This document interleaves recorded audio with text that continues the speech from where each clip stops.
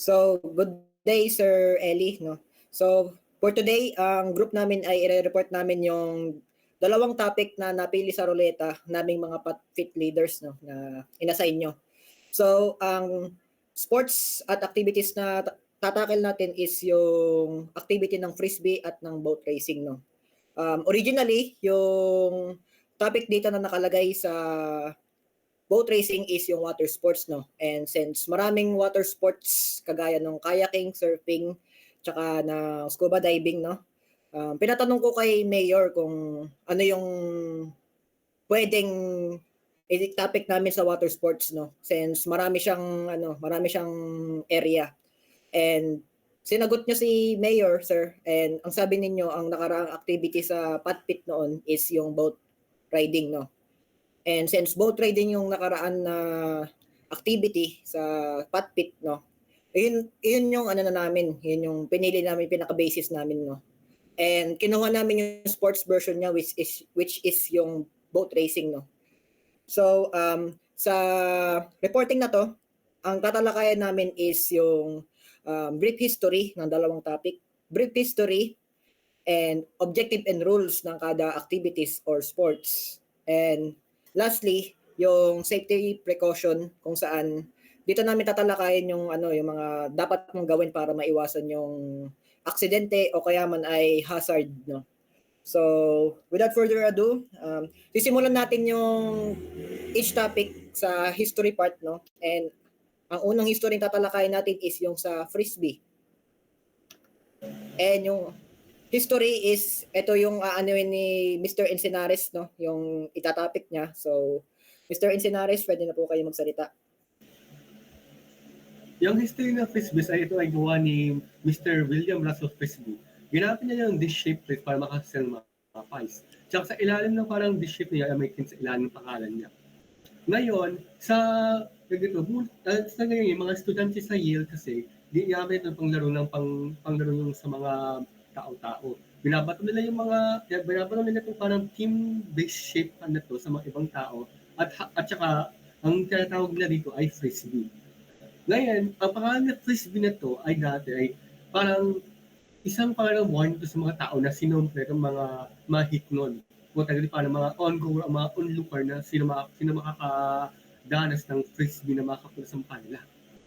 Ngayon, nung nagkaroon na parang kumpanya yung parang laro na yun, in 1948, ang pangalan ng frisbee ay pinalitan na frisbee. Dahil na dito, para ma-avoid lang yung mga legal issue na mangyayari kung pinip nila yung pangalan ng frisbee. Next po. Ngayon, saan ba ito nagsimula itong frisbee na ito? Ang frisbee ay nagsimula pa dati noon sa ancient Greece. Indicated that doon sa statue ni Discobolus. Yung si Discobolus naman, parang famous athlete na may hawag na parang disc sa kamay niya, panglaro, para sa mga tao. Tsaka yung kasi itong mga frisbee, itong mga disc dati, ay parang mga weapons sa mga Greece. Ngayon, sa 1958 kasi itong toy nito, naging parang major hit talaga sa mga pambata, sa mga tao, in all ages talaga, naging sobrang hit talaga siya.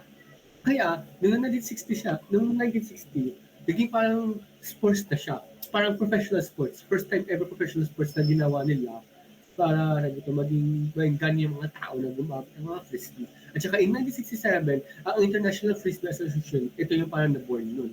O paano nagsimula yung mga tournaments o mga prizes o mga liga. Ngayon, pupunta na yun sa objective ng frisbee kung paano ba ito nalalaro at ano itong ginagawa dito.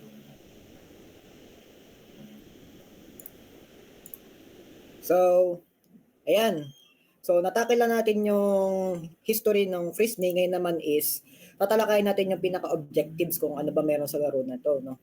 So, ang frisbee, ang sabi dito is, number one, the goal is for one team to score more points. So, as simple as that, merong dalawang opposite teams, no? Dalawang opposite teams na consisting of 5 or more players. And ang gagawin nila is kailangan nilang maka-score ng goal or kaya pataasan sila ng points para manalo. Ngayon, yung sports ng frisbee, it shares a lot of similarities with basketball, soccer, baseball, and American football or rugby, no? So, bakit sila nagkaparehas?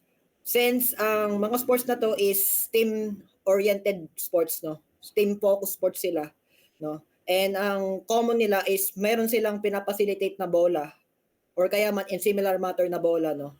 So, yung teams is nagpapacilitate sila around the rotation of the ball. So, ibig sabihin, meron silang isang bola na kailangan nilang pagpasapasahin and meron silang end zone or kaya ay score bucket. Meron sila score bucket kung saan kapag na-reach mo yon or na-shoot mo yon doon, magkakaroon ng score yung team kung saan yun yung nagbato, no? Yun yung nakatama, no? So, sabi dito is yung team cooperation and coordination is the key for Frisbee, no? So, tulad na lang sinabi ko kanina, team-oriented sports ang Frisbee, no? So, kinakailangan talaga yung chemistry dito, pagbi-build up ng chemistry, yung coordination, cooperation, yung makikiramdam para ma-overpower niyo yung opposite teams na ganun din yung goal nila, no? So, pagalingan dito ng communication. Communication is key. So, dan pupunta yung kasabihan na yan, no, sa sports din. So, next one is team sports involve a team facilitating the movement of the ball with a set of rules to follow. So, sa Frisbee, so syempre lahat naman ng sports is may rules para ma-execute na maayos. And hindi na iiba yung doon, hindi na iiba yung Frisbee doon. And sabi ko nga kanina dito, ayan no, meron silang ino-obtain o meron silang item or bola, which is yung bola na kailangan nilang kailangan nilang i-rotate, no? And papuntahin doon sa respective goals nila. So, next naman is objectives continued, no? So, dito muna tayo talakayin natin tong nasa upper left side, no?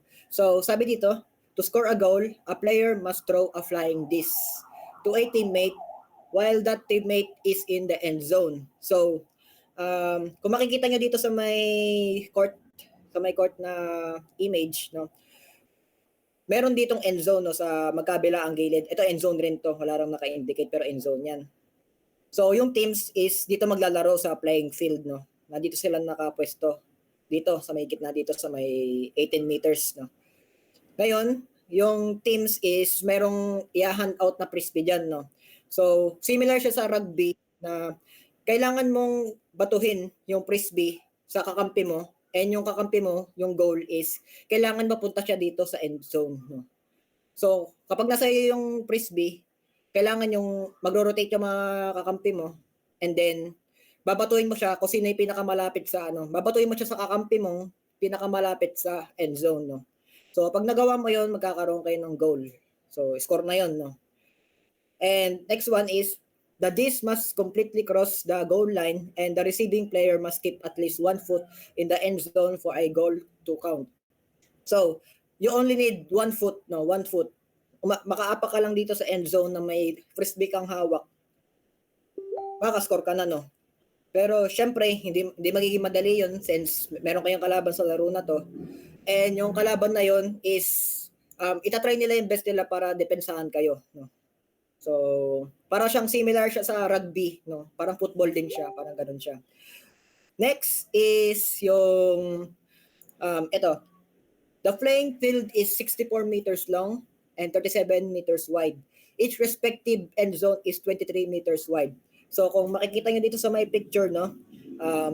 Itong may 64 meters is ganyang kahaba yung playing field. Ganyan dapat kahaba yung court para makapaglaro ng ng frisbee ng maayos, no? And kung makikita niyo dito yung respective end zone, ito end zone pati dito. Ang dapat na width ng court, 'di ba 64 meters long siya. Ang dapat na lapad niya is nasa 37 meters lang. Or kahit pwede naman sumobra, no? Hindi naman na mapapansin yung small differences niyan. So 37 meters wide siya. And ang end zone, ang respective end zone is kailangan ang lapad ng end zone is 23 meters na magkabilaan yan. Plus, ito sa playing field, kung nasan yung mga players, no, dapat yung distansya nila is 18 meters. Ito, nakikita nyo to. Ayan. Ang distansya nila is dapat 18 meters sa end zone, no, para, ayan, nakadiretso sila dyan. para magsimula, no. And next one is Frisbee as a sport does not rely in officiating staff unlike many team sports. Instead, players call their own foul and can dispute fouls. So sa Frisbee, part siya ng kumbaga considered siya as counter-cultural sports to. What do I mean by that? Yung counter-cultural sports kasi is binibreak yung tradition nila. Binibreak yung tradition of sports kung saan merong referee, So, dito sa Frisbee, wala siyang referee. Instead, yung mga players yung tatawag na mismo ng foul, no. So, integrity and honesty ang pinaka-importanting aspect sa paglaro ng Frisbee kasi wala silang referee. So, ang next naman natin is tatalakayin natin yung rules, no. Which is i-report ni Mr. Bien. So, yun.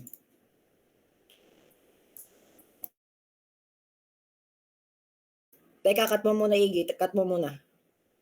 Doon. So, ang next naman natin is yung rules ng Frisbee. So, natakal ko na yung sa objectives and basic idea. Muna ulit. Wala pa si Bien. So, pagkatapos ng objectives, na-explain ko na yung basic game information and basic ruling sa kung paano laruin kung paano yung nagaganap na takbo sa Frisbee. So ngayon naman tatalakayin namin yung rules which is ipe-present ni Mr. Tubo, ni Mr. Bien, no. So you may now start.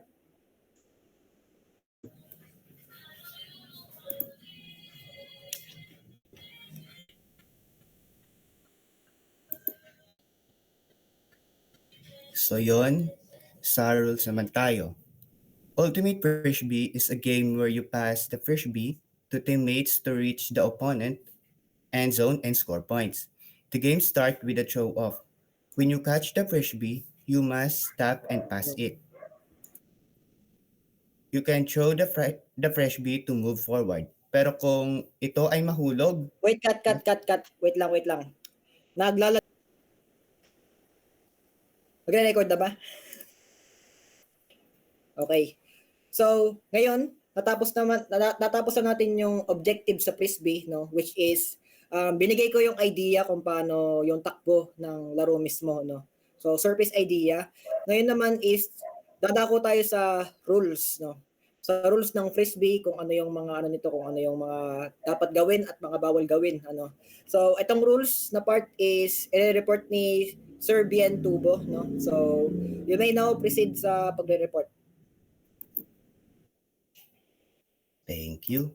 Okay, sa Frisbee naman tayo. Ultimate Frisbee is a game where you pass the Frisbee to teammates to reach the opponent's end zone and score points. The game starts with a throw-off. When you catch the Frisbee, you must tap and pass it. You can throw the Frisbee to move forward, pero kung ito ay mahulog, masalo ng kalaban o lumabas sa linya, to the other team takes positions. Next slide. A point is scored when a teammate catches the Frisbee in the opponent end zone, and the game ends when a teammate reaches 15 or 21 points. Ang may pinakamaraming puntos ang panalo. You can block or intercept passes, but remember, physical contact is not allowed. Meron ka lang 10 segundo to throw the Frisbee after catching it. Thank you, yun lang.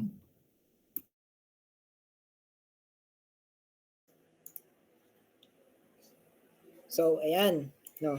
So, natapos na tayo sa ruling. Ngayon naman is yung last part is yung safety precaution na dapat malaman ninyo bago kayo mag-initiate sa sports ng Frisbee, So, ang safety precaution is i-represent ni Miss Cyrene, no. So, now you may proceed to the safety precaution part.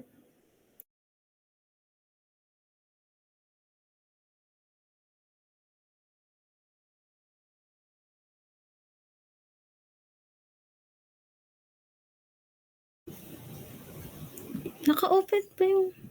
Sakit lang, sorry.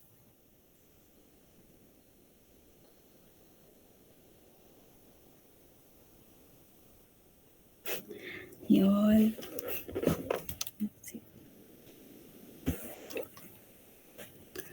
So for safety precautions, to ensure safety while playing frisbee, be aware of obstacles and dangerous objects around the field and only throw your frisbee to someone who is looking at you. Don't forget to familiarize yourself with how the frisbee flies and wear cleats or boots to prevent falling to avoid injuries. Remember to not use violence on your opponent as well as to avoid diving at an opponent or chase after a frisbee.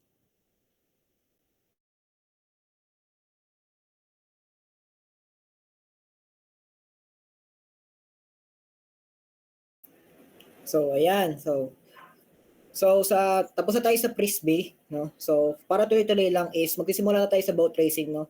Same format lang din siya nung sa frisbee, no? Uunahin yung history as well as yung rules, yung objective and yung safety precaution, no? And papangunahan to ni Boss Riley Mendoza, no? So Boss Riley, pwede na kayo magsimula. Okay. So mag-start tayo sa history ng boat racing. Kung saan nga ba nagsimula talaga yung boat racing. In the year 1829, so matagal na simula nung nauso yung boat racing. Dati yung boat racing, ginagawa lang siya as a katuwaan sa bandang Europe. So, yung boat racing na to, meron dalawang magtropa which is si Charles Wordsworth and si Charles Mervate. Nagkita sila one time nagkita sila sa ilog ng Cam, sa Cambridge. Whereas si Wordsworth ay nagro-row ng boat. Nakita siya ng tropa niya. So yung tropa niya, inaya siya na maipagkarera. So nakita yun ng mga ibang tao and then yung mga ibang tao ginaya sila at eventually ginawa ng sport yung boat racing. In the year 1927 naman yung mga babae nagsimula din sila na sumali sa boat racing na sport since dati nga 'di ba alam naman natin lahat na halos walang yung mga babae ay hindi pwede sa mga ganyang bagay, mga ganun, wala silang privilege to do so. So when they gained the rights, they started doing it pero hindi masyado nagtagal yung boat racing ng mga women's. Nagtagal lang siya until 1960s which started on 1927 lang.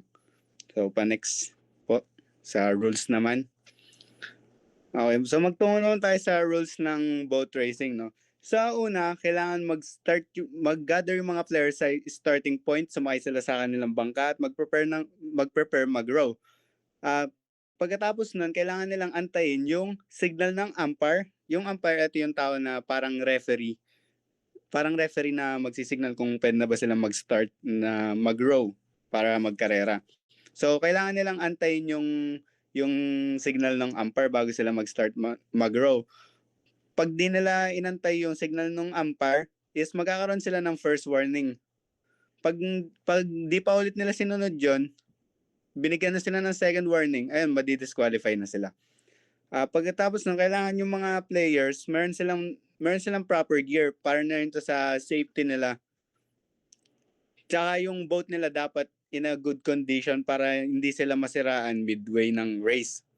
Pagkatapos nun, in the event of a significant foul, the umpire will disqualify the players or team.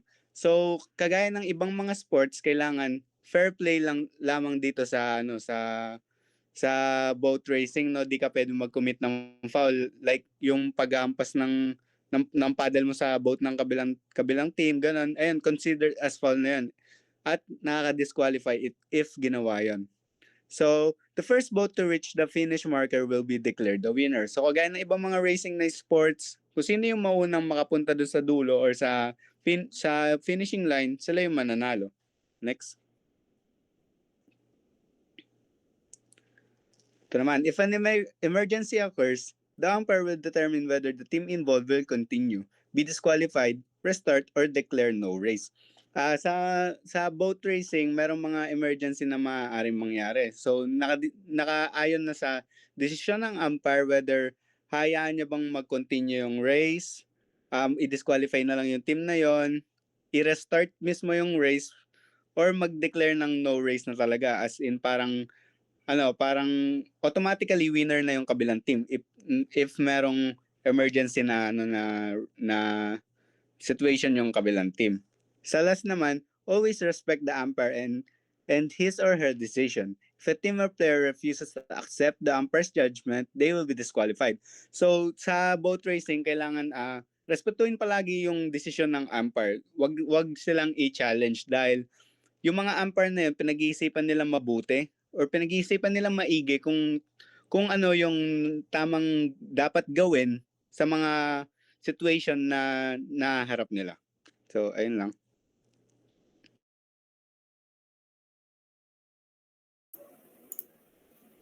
So, yun. Atake lang natin yung objectives ng boat racing. Ngayon naman, objectives, ruling. No? Ngayon naman is, tatalakayin natin yung objectives, which is papangunahan naman ni Boss Christian Gonzalez. So, you may now proceed sa objective part. Ang first objective natin is, the objective is to race a boat over a clearly defined unobstructed flat water path in the shortest possible time. So, para makarating ka sa finish line, kailangan may sasabayan nyo yung rhythm ng drummer at meron kayong communication and teamwork para mauna sa finish line. Next is, there is a starting line for both distance and buoy racing. An imaginary line drawn between the judge's boat and the pin is known as the starting line.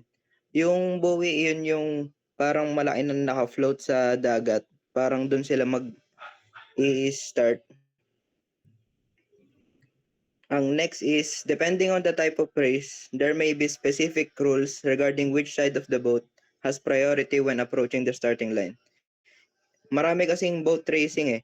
Yung Dragon Boat Racing is may marami silang rules and objectives.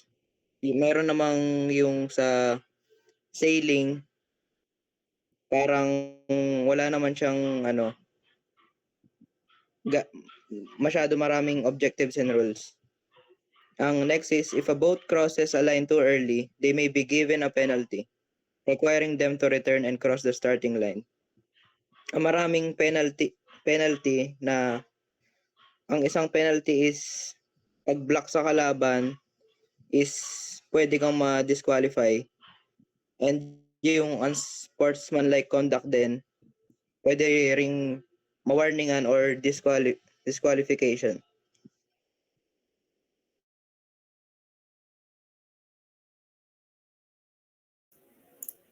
So, ayan, thank you sa pag-report ng objectives, no? So, next naman is, ang susunod namin is yung safety precaution, no? So, ito ay papangunahin ni Mayora Iggy Capili. So, you may now proceed to the reporting, no?